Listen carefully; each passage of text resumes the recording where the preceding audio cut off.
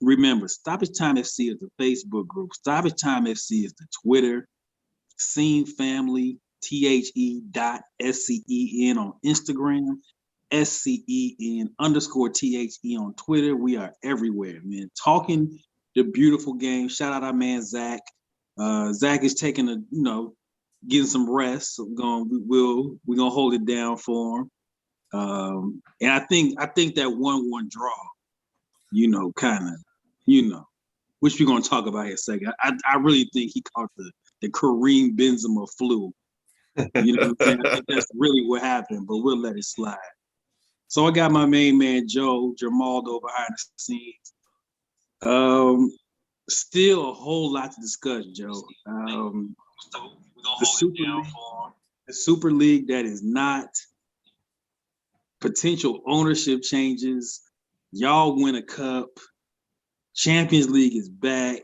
We got title races in Europe that are really interesting. A lot of things happening. So I don't know where you want to start with this, Joe, but talk to the people. We can start with the match today, I guess, and jump right into the Champions League and the result that we had. Chelsea got what they wanted. They got an away goal. That was important for them. They got the first one in. So it ended in a 1-1 draw between Chelsea and Real Madrid. It was in Spain, so that one goal for Chelsea that we've talked about is key because it counts a little bit more. Going back to Stamford Bridge next week, Zach and I were talking throughout the game, and his big thing was let's just get one goal for today, and that's what happened. They handled business and got one. It was a really actually entertaining match, even though the two goals came early. They were both scored within the first 30 minutes. And it was a hotly contested game. The midfield was really interesting to watch between N'Golo Kante and Casemiro, two of the best defensive midfielders in the business. And Real actually surprised us, and they came out and matched formations with Chelsea instead of running their usual 4-3-3. They came out with the same formation as Chelsea. They were running three at the back with two wing backs and a couple midfielders in the middle and forwards up front. So it was an interesting tactical setup. And as soon as I told Zach, as soon as I saw the lineups, that if Real is going to try to match what Chelsea's doing, that's a win for Chelsea right off the bat, because Real doesn't play this way. That's not their usual formation. That's not their usual style, but they were adapting to try to match what Chelsea has been doing. So it was really entertaining for me to watch. I enjoy a good 1-1 draw from time to time. There was action, there were fouls, there were a lot of shots on goal. So I enjoyed the game a lot. Chelsea definitely looked like the stronger side. They had a couple of golden chances that they didn't put in. Timo had a one-on-one with the keeper, and and still, I know, poor Timo. He had a golden opportunity to put one in and kicked it pretty much right at Courtois' feet, and would have been nice to see that one go in for Zach. But right now, Chelsea has the advantage going back to Stamford Bridge for next Wednesday's match. So next week, this fixture will be on Wednesday instead of Tuesday. So I know he's happy about that. It would have been nice to put in a couple more, but you can't always get what you want. Yeah, I think what I like about the fact that it's 1-1 is that Chelsea still has to play this week. Like a 1-1 is not, even with the away goal, 1-1 is not secure at all. So you're still gonna have to come out next week. You cannot park the bus next week. You're gonna have to come out. If I'm Chelsea, we have to assume we're gonna have to score next week. So I think it's good. Real Madrid, though, I think still they just find ways to win these. Like they're so good at this competition and just knowing exactly what they need to do to win. But for Chelsea, 1-1 with an away goal that's a good result. It's definitely a good result. It's just not a secure result, right? For them. And Eden Hazard came in and played, I think, the last 30 minutes or so. Sergio Ramos didn't play at all. He's still a little banged up. And there's hope from Real that he's going to play next week, but that's still kind of up in the air. So they might not have their captain and big game player for the second leg. Hazard, if nothing happens in the next week, will probably feature a little bit more than he did today. So that would be a plus if you're a Real Madrid fan. Be really interesting. Hopefully, it'd be really a good storyline too if he could find a way to get a start going back to Stamford Bridge. Yeah, that'd be a nice storyline to watch. Yeah, we need, people make jokes on Eden, but the health thing is real, and it would really be kind of sad if this is, if his Real Madrid time sort of just kind of is this 2-year odyssey of just injury after injury and never really able to get fit. So we'll definitely want to look out for that. Now, tomorrow or Wednesday, as we're taping this, the semifinal I'm looking forward to. Man City PSG, I think, potentially could be a lot of fun. Two sides, great in attack, a lot of stars, a lot of guys who could really light it up. You talk about Neymar, Mbappe, you talk about Riyad Mahrez, you talk about Kevin De Bruyne, even guys even quote unquote secondary guys like Raheem Sterling, Marco Verratti. Like there's a ton of attacking talent on this. Joe, I know this is like your, I don't say your stop, but this is like, you've been in this spot before. How do you feel going into this against a loaded PSG team? We last time we got here was 2016 and did not advance. So this is the first time we've reached this stage of the competition in 5 years. As we're talking right now, I feel pretty good. I know that's probably going to change by the time I wake up tomorrow morning, and the nerves start getting a little bit to me as game time comes around. On Blue versus Blue, we recorded this weekend. I talked a little bit about if you're breaking it down from front three, midfield, and defense, and goalie. I think goalie's pretty even because Keylor Navas is a proven big game keeper. Ederson is fantastic. I think defense and midfield is a win for City in both of those categories. They're stronger defensively, and midfield three of, I think, probably going to see Rodri, De Bruyne, and Gundogan as the midfield pairing. I think that's a plus for City as well. But the place where you usually see the goals come from for most squads is the front three and the attacking front. And when you have Neymar and Mbappe out there with Di Maria supporting them, that's very tough to combat. And we have not played a front three with that kind of quality yet. So that definitely is worrisome. And they are the more free scoring team. They score more goals than we have been so far, just because we've been playing without a out and out striker pretty much the entire season. Ilkay Gundogan is a central midfielder by trade, and he's our leading goal scorer with 16 for the season. So that's throwback to when Yaya Toure was our leading goal scorer quite frequently and putting in 20 goals a year.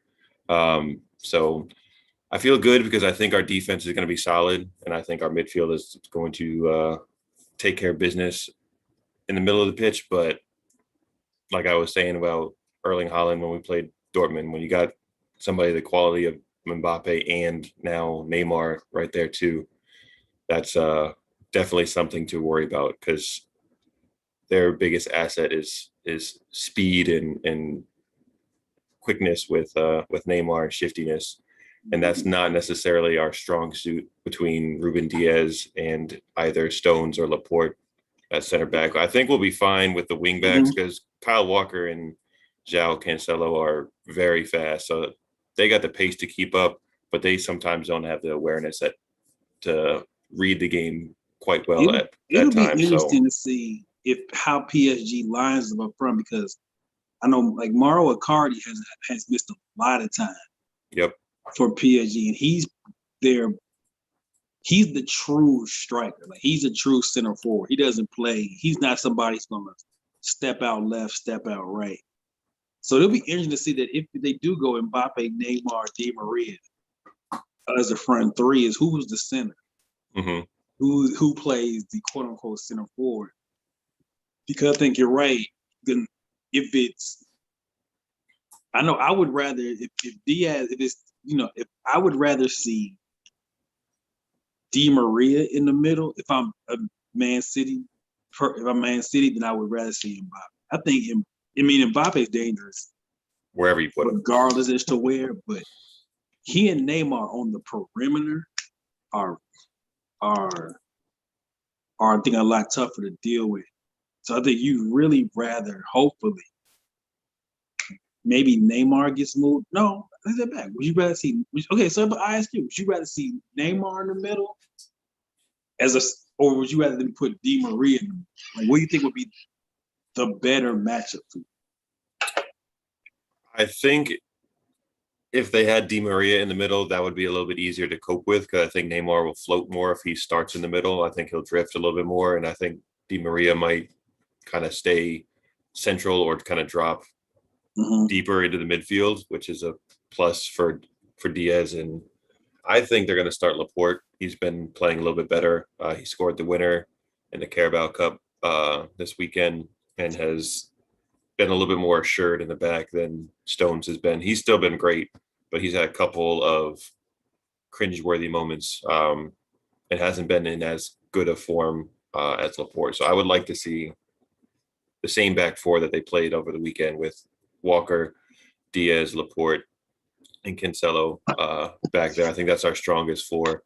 And having Di Maria in the middle, I think, would make things a little bit easier knowing where people are coming from. With Neymar in the middle, I think he's going to float a lot more if he's stationed there than the other guys would. The other two, I think, would probably kind of post up shop and either drop deep to pick up the ball and help out, or make runs in behind the center back pairing.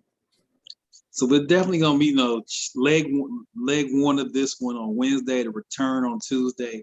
Of course, we'll be here to cover that. So next time we are on here after this we'll know my we'll know result. one finalist next time we're on here. I'll either be happy, I'll either be real happy and preparing to sing this Champions League anthem, and just in case, or we might be a little irritated. So we'll see. So speaking of Man City, I had a pretty Man City filled weekend this past weekend. Yeah. So number one, I did see the Carabao Cup, which we have a saying here in America: the scoreline does not reflect what actually happened. Truth. City won 1-0, but if we're being honest, it wasn't even close. They were never in doubt to win that. Like, Tottenham did absolutely nothing for the better part of for the entire 90 minutes. Like, that was as dominant a 1-0 as you will ever see.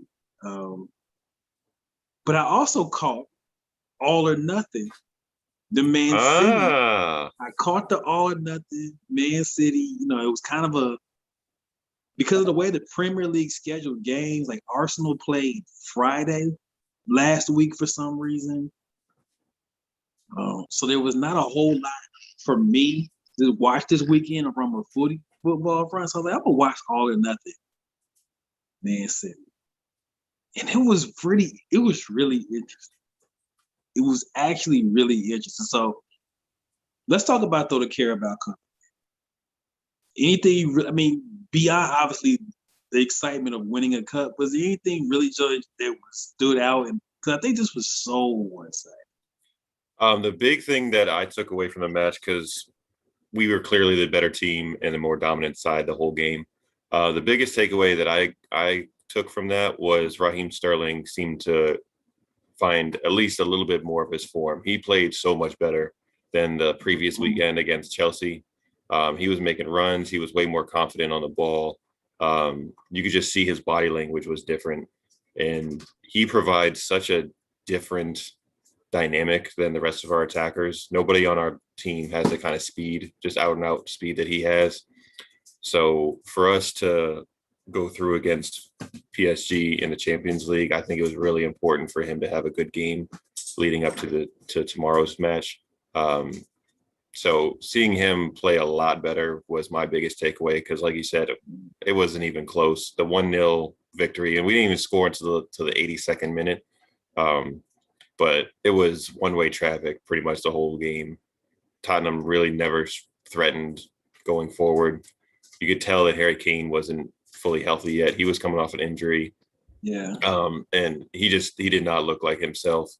And they're so reliant on Son and Kane. Like it's Son and Kane versus everybody going forward. And they don't really have any other creative players in the midfield. None of their guys in the midfield do.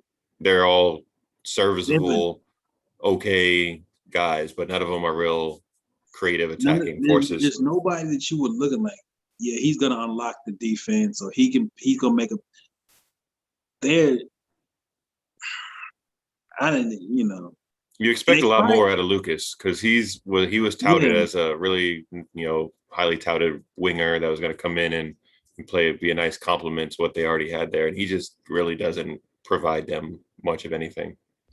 Yeah, they need. First of all, firing Jose 6 days before a final was weird. To me, if you want to let him coach the final and then be done with him, cool. Yeah. But to fire him 6 days before the final was weird. That was a weird choice, number one. And they just need that. They need a rebuild. Yep. Like they really need to just, whatever you get for Kane, you want to get the 150 for Kane this summer, cool. You probably get 100 near for Son. Sell both, and they need to rebuild that team because they are going to be forever 6th, 7th. They maybe 3rd or 4th from time to time. Maybe, but not on a consistent basis. And it's just not working. I mean, they have those two are great players. Yeah, no mistake about that. But they just great players, and everybody else is in. Yeah. Everybody's so in. They definitely need a reboot and getting rid of Christian Eriksen, who was their best creative midfielder. That loss, and they never really replaced him, has been huge because he was an additional threat and could score and pass the ball from the midfield tremendously well. So under the radar loss from that team is Mr. Eriksen. Yeah, losing Eriksen, so they need to rebuild. So I watched the Man City All or Nothing. What'd you think? I also watched Take Me Home, which is a 2-season documentary on Leeds, which is also Amazon. Have you seen that one? I have. That one was good. Leeds, that one was as good. I would rank that one as good as Sunderland, as Sunderland Till I Die. I think the reason. First of all, Man City, and this is not even shade Man City, because I think Man City is such a dominant. Like, it's interesting to see how Pep is the star in that documentary, and just his sort of mad genius and his intensity and how he approaches everything. But when you watch like the Leeds documentary, you feel for these people where this is everything to them. Like, Leeds is like Sunderland. Like, the football club is the town. Like, there's not a whole lot else going on. We're just dying. We have to get to the Premier League. So it was a great doc. It was that. So, but I did watch All or Nothing. All or Nothing was good. Pep is a madman. I've rewatched that a couple of times because I just enjoy watching it. The behind the scenes look that you get, the second, almost more so than some of the players, the second kind of star, if you watch all the way through that, is the boot guy, the boot man. The kid man. Yeah, he's crazy. Because seeing his relationship with the players and everything like that was really fun to watch, and just seeing how intense Pep is pretty much on the sideline during games. It's the same way in training sessions and film study, in meetings with the team. Like it's just he doesn't stop. He is like he's like Belichick, but way more wired up. Yeah. Like if Belichick was on all the coffee and all the caffeinated drinks, that's Pep. You just like you are. I'm sure the players looking like you are a nut. You are wild. You are wild. Yep. He, his methods truly work, and it'll be interesting. I think they're good. They won the Carabao Cup. They're gonna win the league probably sometime in the next 2 weeks. We could clinch this weekend. Clinch this weekend. If Liverpool beats Man United and we beat Crystal Palace, that's a wrap. Yeah, so you got a League Cup coming, and he's won. So this will be the third league in 5 years, 4 straight Carabao Cups. Have they won the FA Cup since he's been here? Yeah, they won that in 2019, I think. So he's won pretty much everything. Right. So if they win the Champions League, you've completed the cup cycle. Mm-hmm. In 5 years. Everything you could possibly want to win in a 5-year period. In 5 years, which a lot of great managers have never won all of them. He would have done it in 5 years. So he is truly one of the greats. But that document, it was really interesting. I'm gonna tell you the one I don't want to watch. I will not watch. Take the Arsenal rivalry out of it. I have no interest in Tottenham all enough. I'll tell you, I watched 2 episodes, and they tried to make Jose out to be the star of the documentary, kind of like Pep was, and that wasn't working. And it was the thing that I found the most interesting was seeing the contrast to the facilities at Tottenham compared to what Man City's working with, because they both have the same documentary. And I would watch.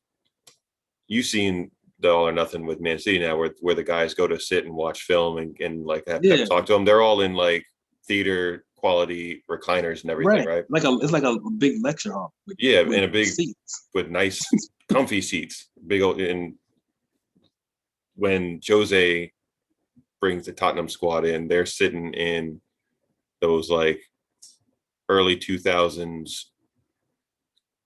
professor chairs, like in a college thing, those like wired like plastic chairs and everything. Oh, that's terrible. Seeing the difference and it's like that pretty much around the facility too. So it's just seeing the difference between the facilities was really interesting for the first 2 episodes that I watched, and after that I was like, all right, I'm cool. Cities, and that's why City's gonna be here for a long time. That they have the best of everything. That they have unbelievable facilities, the unbelievable manager. They have a really smart manager, like what you quote unquote front office, like the people who work on transfers and things like that are really smart people. So City is going to be a problem for the Premier League for a really long time. Like, I don't think it's going to be like Bayern Munich, but they will be somewhere around first or second for a really long time. And whenever Pep and the club decide to part ways, it's going to be the most desirable opening that you could possibly get. So they're going to get another fantastic coach, whoever is going to be. It's big shoes to fill once Pep goes, but they will find whoever the next big name Whoever's is. Up next they'll be courted by City. So going around the rest of Europe, there are 2 really dope title finishes that we're going to have the last 4 weeks. And that's France and then Spain. Joe, I know Joe always got the standings. Pull that up. Yep. There are 4 teams in La Liga within 3 points of each other for the La Liga title. Yep. Atletico, Barcelona, Sevilla, and Real Madrid, all within 3 points of each other. Barcelona has a game in hand. They've played 32, and the other three teams have played 33. They play 38 games, so about 5 games left to go. Sevilla is on a great run. They've won 5 straight to put themselves right in the mix. And these 4 teams will be the Champions League representatives for Spain. Yeah. They are 17 points clear of the fifth place team right now. So that race is definitely going to be. I mean, the Champions League spots are wrapped up, but we have no idea who's going to win. If Barca wins their game in hand, they're sitting in on 74 points ahead of which is 1 ahead of Atletico, so they're be in the driver's seat if they handle their business in their remaining 6 games that they have left. In like I've always said, nothing will ever beat the Aguero finish. That once in a lifetime. Yep. But a 4-way dance to the finish line for a title, I'll take that. Like No doubt. If we're sitting here on the last day of the season, and maybe mathematically it's not possible for all 4, but if it's like 3 left or 2 left, last day of the season, even though my Spanish is not great, I will find a La Liga stream the last day of the season. And we'll be watching and watch that. So we have Real and Sevilla still play each other, and Barca and Atletico Madrid still play each other. So we still have 2 head-to-head matchups in the near future. So those games will be title deciders almost. So those will be huge. Those will find a good stream on those days for sure. And then we've got France, which has been dominated by PSG for the last 5 to 6 years, and Lille and Monaco are hanging in a 3-way dance to the title. And the French league gets a really bad rep to me because people always talk about, it's PSG versus, PSG has dominated that league, but Juventus has dominated Serie A, and Bayern Munich has dominated Germany. They don't get the same flag. But I am not a Neymar or Mbappe hater, but this would be a really good story. If Lille wins this title, this would be a really good story because Lille is like your typical, we sell all of our best players every year. I know they sold Arsenal $100 million worth of players the last 2 years. So they sure did. That is a really interesting that, PSG has just not been able to get away from either one of those teams. Yeah, and that league only has 2 automatic Champions League berths. So 1 and 2 get in. Third is you got to play your way into the group stage. So it'd be real interesting to see what happens there. Monaco is at 71. They're in 3rd place. PSG has 72, and then Lille is in 1st with 73. They have played 34 games, so each team has 4 left. And checking real quick to see if there's any. Can you imagine this, Joe? If PSG not only does not win the Champions League, but somehow ends up in 3rd, and has to play their way into the group stage. I think Poch gets fired. If that happens, he has to get.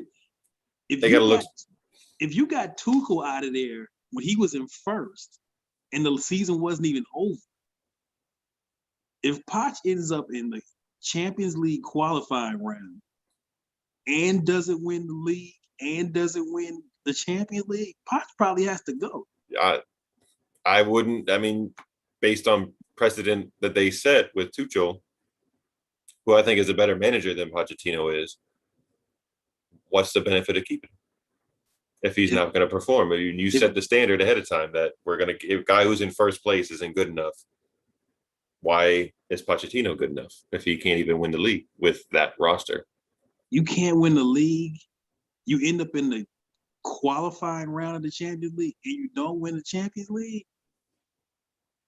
Poch they might be looking for another manager. Real quick, they have 8. They have 8 losses. That's more than Monaco and Lille and Lyon, who's in 4th. Crazy. So speaking of, we talk about dynasties continuing. Julian Nagelsmann is going to be the new manager of Bayern Munich. Saw that one coming. I think Zach called that, and you guys both were on that like in the fall. Man, listen. This exact scenario. It's exactly what we talked about back in the fall. Germany gets this reputation. Like this is where they do football right. This is how football is supposed to be run. You know, the 50+1 rule and fan culture, and they do things right. Let me explain something to you. That's all well and good, but this Bayern thing makes this league unwatchable to me. I know this story was going. We know in August what's gonna happen. Bayern wins this league by 10 points every season. Bayern will always end up with the best players from Germany at some point. And now they snatching the best young manager, not maybe in the world, from another team in Germany. Like from one of their biggest rivals right now, their biggest competition. It's not illegal. They're not doing anything wrong, but it's just like, why should I watch this league? Why should I watch this?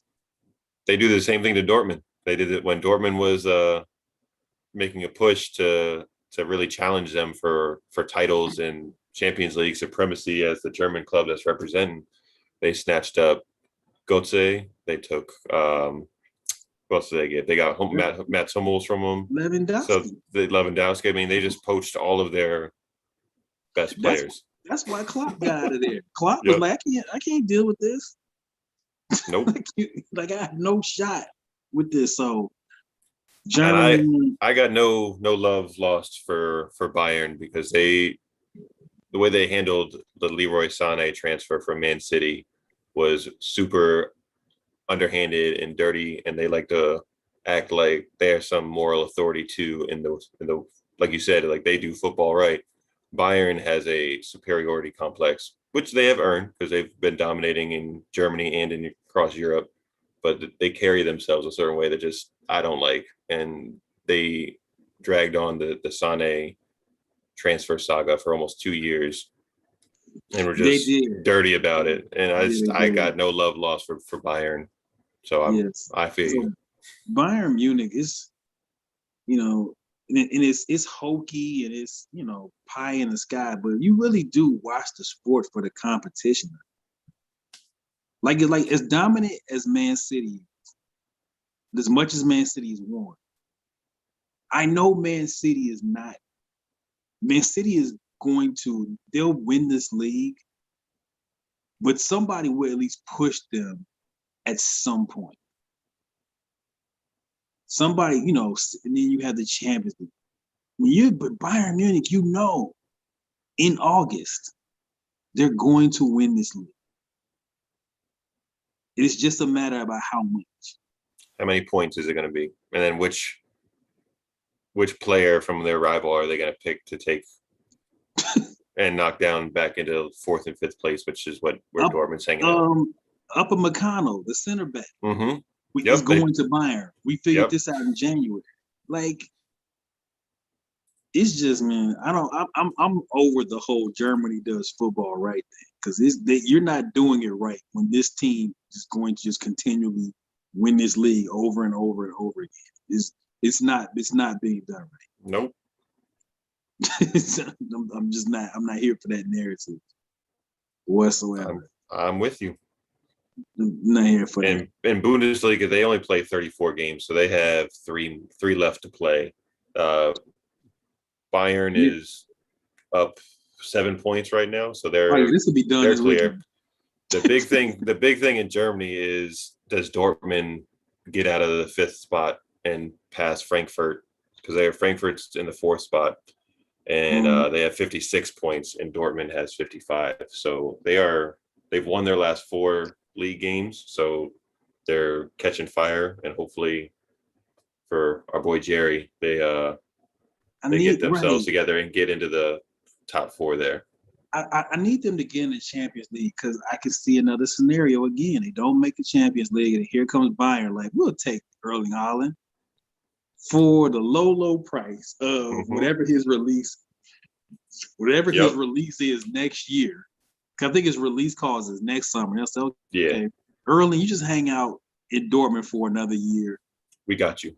And then Bayern will just pay the release clause next summer 22. It's so predictable.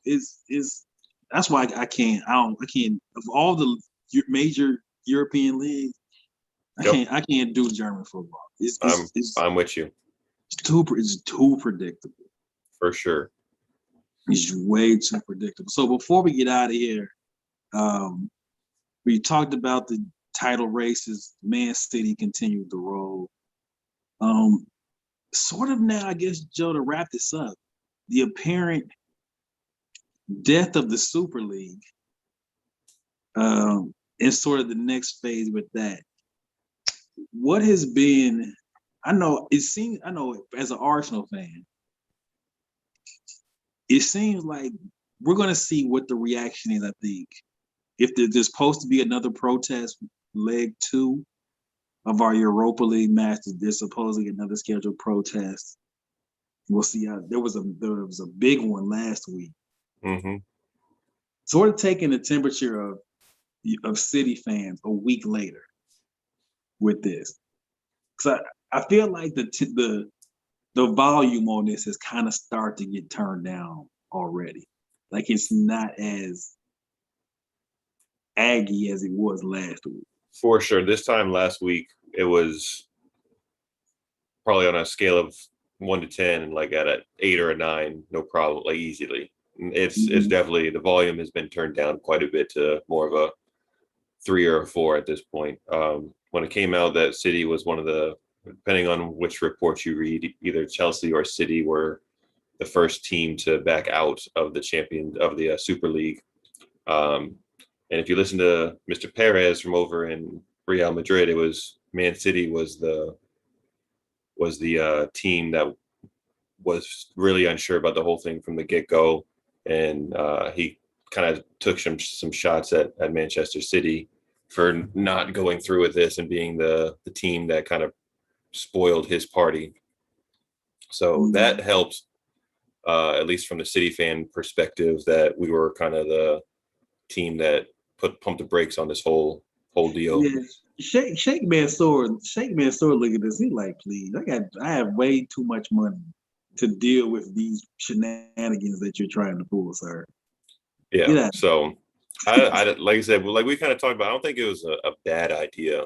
I think just the way they executed everything and handled their business probably was too much of a slap in the face, it seemed like, to a lot of the fans. And I don't think they counted on the fans taking such an issue with everything.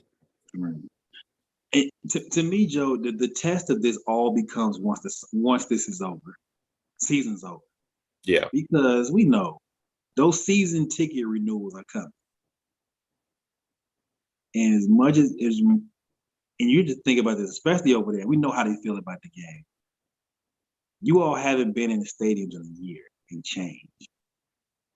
When those season renewals come out for Arsenal, Liverpool, for all the big 6 clubs, are you going to be able to turn down renewing that season ticket? Most of them will not, because there's a giant line behind you to get in there to take your spot. If you are, let's just say Man City, for instance, if we line up June 1st and they say, breaking news on Sky Sports, Harry Kane will be presented as a Manchester City player on June 5th. Yeah, that Kane number 10 Man City jersey is gonna be awfully hard to not buy. So I'm down with the protest. I'm down with all that. But I want to see what this looks like when it's time to renew tickets and when new signings start showing up at the door. Yep. Yeah, because that definitely is gonna. And they said the Super League is on hold. It's just being shelved for right now. So we'll see. It's gonna come back. Yeah, it's been talked about for 10 years, and there's no way it's just gonna be dead in the water at this point. And all that noise these fans, like you said, where the fans were talking about not continuing to support their club, the protests like that will stop pretty quick, especially on a Man City end. Once they raise the Premier League trophy, and knock on wood, if they raise the Champions League trophy, ain't gonna be worried about any of that nonsense. Listen, not that it would ever happen, because it won't. But if I roll over one sunny June morning, and that big red headline says Kylian Mbappe has signed with Arsenal, let me tell you something. Everything that happened before that, I don't care. Don't care. It is forgotten. It is forgotten. And the owners, they know this. Mm-hmm. People in England and across the world, frankly, love their clubs too much to just leave them. Yep. They love it. They love it too much. We watch Schalke fans chase the players down the street over relegation. These people, as Joe and Zach and I have said on this show, it is a different level of fandom in Europe when it comes to this sport. We hear it in America all the time that, oh, it's just a game. Why are you getting so worked about it? In Europe and in other places with soccer and football around the world, it is not just a game to these people. Not just a game. It is a way of life. Like, I'm not overstating that at all. Like, it means that much to these people. So people who are diehards and they are not walking away from this. Nope. They are absolutely, and then the fact that they haven't been able to go to games for a year, they are dying to be in them stadiums. Mm-hmm. The Carabao Cup was the first one that in England that had fans back in the stadium, and it was really nice to actually watch a game and see live fans again. So that was a nice sense of a little bit of normalcy, seeing some butts in the seats and everything again. Right. So as we wrap up, we like to kind of wrap up with our guy. He should be listening to us. I hope so. Germaldo, if you are there, unmute yourself, turn your camera on. I always like to get Germaldo's view as he's in his on my way. In his maiden voyage into this crazy world of football, to wrap up the show, because it's always interesting to hear what our new guys have to say about this. So, Germaldo, once you get on camera, we all know. Well, I like to get, I think this is like week 6 for you. In this crazy. This is about week 6. It's about week 6. About week 5, 5 or 6 weeks into your maiden voyage into this crazy thing, and how you liking it, what you saw, what you learned. Talk to it. I mean, the thing about it is every sport has its, again, man, it's every sport has its things, you know what I'm saying? We talk about it in 94, we talk about it with views. I mean, now with soccer, I can actually, like I said, sit and enjoy the game because I actually understand it more. It makes it more fun to watch, just at least knowing why the players are doing what they're doing. Why are we going backwards? Why are we doing this? Well, we're doing this to reset up so we can go attack again. It's similar to chess. For all those out there who play chess, you got to understand, sometimes, the guy that's pushing the ball is there to push. That's the pawn that you push in to sacrifice to potentially try to get the goal. The goal is to get the king, but the goal in there is to go attack the goalkeeper at all costs from all angles. So I enjoy everything about the game. I was texting Joe the other day. I had to make sure that I re-got my Paramount Plus because I said I got to be able to watch the games. So look, for anybody out there that says that they wouldn't like soccer or they don't think that they would like soccer, I think you just got to give it a shot, but you have to watch it with people who enjoy the game. Like the one thing I wouldn't suggest is don't be a novice and not watch it with somebody who doesn't legit enjoy it, because then you don't know what you're watching. And it made it so fun when we all were in Pittsburgh on vacation, and we all sitting around watching the soccer game, and just to be able to have the conversing amongst ourselves about it. And it's like, wait, this ain't no different than basketball. This ain't no different. The principles of basketball and American football are very similar. Obviously scoring is different, etc. But some of the principles and strategy and the theory is very similar. So I'm glad you're enjoying it. I think once we get to the off season, you're gonna see how weird all this is. Because in soccer, it's free agency every summer. Like contracts don't mean nothing. It's about who got the money. Just who got the money. Hey, let me tell you something. It's soccer is ran like a sport with a business feel. Yeah. It's if you got the money, you can come out and play. Yep. That's simple. I'm here for it. I need our guy. Listen, Joe, we need to flex that checkbook this year. We need a striker. Oh, y'all are flexing. Oh, don't worry. It'll get flexed. Hey, It'll get flexed. That's what we do. And also, just to say this too about Pep. Pep was really the reason why I felt really the best about picking Man City. Pep is your type of guy. Yes. I like analytical guys that are passionate about what they do, that generally love what they do, but they're passionate about it. And Pep is really the reason why Man City stood out the most to me, even more so than anything else. Because just watching, just the understanding of the game that he has. Pep is like an encyclopedia. It's so much information this guy has. And just to see the unique perspective that he has, it just makes it so fun. Because every time they show him on the sideline, I'm like, what is Pep thinking? What is he thinking now about this? I would love to see how Pep motivates. Like, that's going to be one of my things that I want to see. What is the Pep motivational speech? The All or Nothing documentary, you should watch that.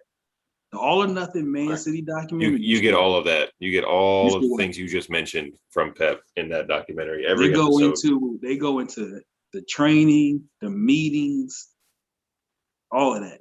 So when you get a moment, I would say watch that.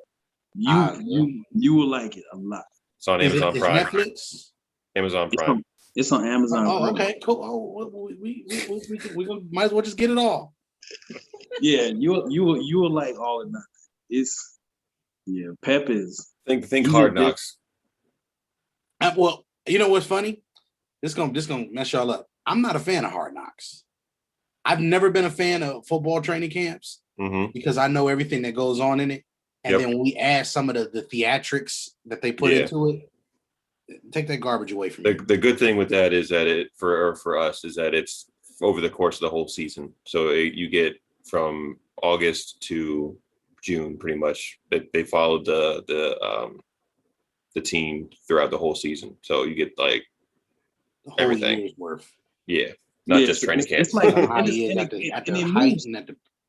and it moves quick. It's only like 8 episodes, and I think they're each 40 episode minutes. is less than an hour. Yeah, so like 43 minutes. Like I watched it in last Saturday. I watched the whole thing in like an afternoon, like a half a day. So I would definitely recommend that for sure. So we're gonna get out of here. Stoppage Time FC every Tuesday. You know what it is. Stoppage Time FC is the Twitter. Stoppage Time FC is the Facebook fan group. The Scene family for y'all. Thursday, the NFL draft party on Thursday. Bring your snacks. We're gonna be here for the entire first round. Rotel, let's go. Bring the Rotel rotel, bring the germ. wings, drinks, whatever indulge safely. But we will be here for the entire first round. And next Tuesday, we'll be back. We will know at least one Champions League final. We may have league champions crowned by the time we come back next Tuesday. So next Tuesday, be back here. Germ, your Malto behind the scenes on camera. Big Joe, Zach holding it down. Stoppage Time FC. We got it.